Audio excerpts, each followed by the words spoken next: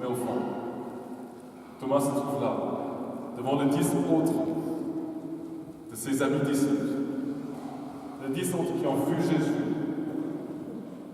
qui l'ont peut-être touché ce soir-là. On ne savons pas ce que Jésus a vraiment vécu avec eux, qui ont plongé avec lui, qui l'ont entendu et qui ont cru.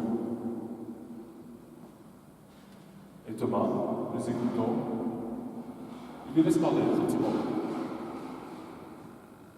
Il les laisse parler, il leur dit non. Il a phrase non, je ne croirai pas. Non, je ne croirai jamais sur le témoignage de quelqu'un d'autre. Jamais je me laisserai convaincre, sauf si on me le prouve, sauf si je peux toucher. Comme une fois on a entendu chacun cette phrase tellement dure au fond, je ne crois que ce que je crois. Peut-être qu'on a prononcé en nous-mêmes quelque part. Je ne crois que ce que je crois. Heureusement que Thomas admet à la fin que justement il croit ce qu'il ne voit pas. Parce qu'il a beau toucher Jésus, il touche un homme. Il ne touche pas à la divinité même. Bien sûr que non. Mais pourtant il croit que Jésus est vraiment Dieu, mon Seigneur et mon Dieu, qu'il est vraiment celui qui est le prince de la vie, l'auteur de la vie, qui est repris à la mort, sa vie entre ses mains, qui est ressuscité. Heureusement qu'il y croit. Mais il était peut-être mal parti. Comme une fois ça nous arrive de dire finalement, dans les couples même, dans les familles, même envers les enfants, j'ai pas très envie de te croire en fait. Je ne croirais pas sur ton témoignage. Soyons honnêtes, je ne croirais pas sur ton témoignage, je ne croirais pas sur ta parole. Moi je crois que ce que je crois, ou bien je ne crois que ce que j'éprouve, que ce que je sens. Est-ce que l'on est encore prêt de se laisser convaincre même par les autres? Je suis marqué l'approche maintenant des communions, des premières communions, des confirmations. Combien de parents qui ont du mal avec la foi ne se laisseront jamais convaincre par leurs enfants?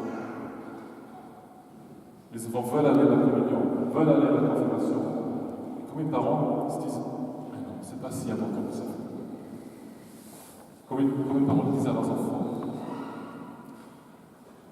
Mais combien de fois, pour nous, si nous ne nous laissons pas convaincre par d'autres, toi tu le crois, c'est bien, c'est très bien pour toi, c'est ta vérité à toi. Mais si la personne que j'aime, si une personne qui m'est proche croit, qui suis-je pour ne pas me mettre à sa suite? Qui suis-je pour ne pas le goûter?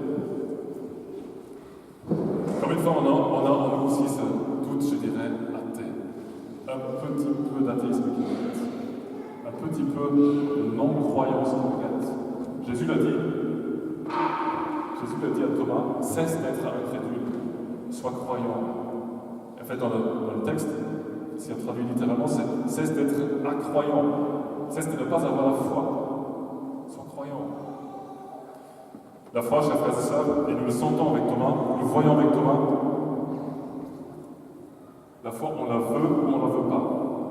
Quelle est la différence entre celui qui cherche avec la foi et celui qui doute sans la foi? C'est que l'un veut croire et l'autre en fait est indifférent à la foi. Seigneur, j'ai du mal avec ce point de la foi. Peut-être qu'on a du mal avec la résurrection, pourquoi pas? J'ai du mal à me laisser convaincre par la résurrection, mais je veux croire. On chantait toujours dans un vieux chant en latin qui vient du Moyen-Âge. Je veux croire tout ce que dit le Fils de Dieu, même les choses avec lesquelles j'ai du mal, même les choses que je ne vois pas encore clairement ce que ça signifie. On dit toujours au début du credo, on le redira tout à l'heure, cette phrase qui englobe un peu tout. Je crois en Dieu Père Tout-Puissant, Créateur du ciel et de la terre, puis on dit du monde invisible, du monde visible et invisible. En fait, ça équivaut à dire je crois en tout. Je crois en tout, même franchement si j'ai du mal à voir, même si je ne vois pas, même si je ne sais pas exactement ce que ça signifie. Je crois que Dieu a créé les anges, les esprits, les choses qui font du bien et du mal dans la vie. Je crois tout. Si seulement nous voulons croire ça, nous voulons croire avec Thomas que Jésus peut nous convaincre. Toute la différence, c'est de vouloir ou ne pas vouloir croire. Je pense en particulier aussi, un peu dans ce temps où nous voyons de plus près les chrétiens qui sont persécutés. Je pense à eux aussi. Il y a une semaine exactement, dimanche, je crois,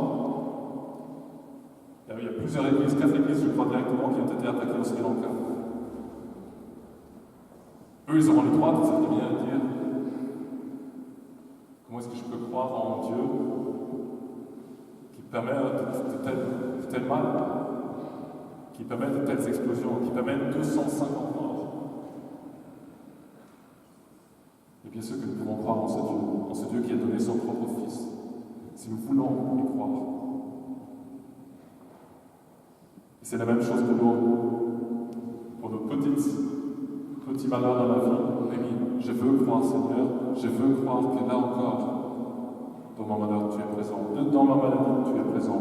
Dans cette tension que je vis dans mon cœur. Je veux croire que tu peux tout, que tu peux ressusciter même là. Si seulement nous le voulons. Voilà, chers frères et sœurs, prions pour que Dieu nous donne à nous cette envie de croire, cette envie de croire tout. Je veux croire tout ce que dit le Fils de Dieu. Et qu'il donne en particulier aussi à tous ceux qui sont persécutés. 180 millions, je crois, 180 millions de chrétiens dans le monde qui souffrent à cause de la foi, qui souffrent parce qu'ils sont sous le nom de Jésus. Alors prions pour eux, pour qu'ils gardent cette fraîcheur de la foi, cette flamme qui reste allumée. Amen.